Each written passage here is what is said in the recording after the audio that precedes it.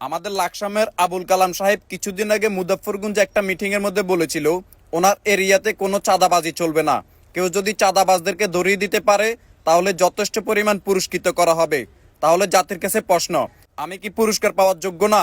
তবে হ্যাঁ, আমার কথা হচ্ছে যে আমি পুরস্কার চাই না, আমি চাই এইসবের বিচার হোক।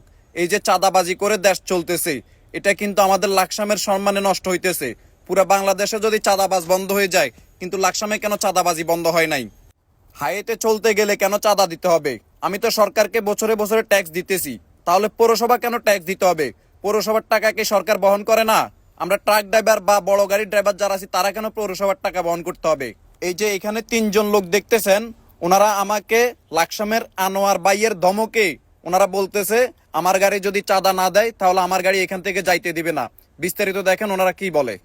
হ্যাঁ ও আনা মেয়েরা বন্ধের ওই গাড়ি সাইড করে হিন্দি ফিরে আর আনা মেয়েরা বন্ধের তখন না এত তখন কথা কনকার ওই হিন্দি রাজ্যে যা ওই হিন্দি তারা আমাকে বলতেছে আমার গাড়ি সাইড করে রাখতে, আমার গাড়ি যাইতে দিবে না, চাঁদা দেওয়া ছাড়া নাকি এখান থেকে কোনো গাড়ি যাইতে পারে না।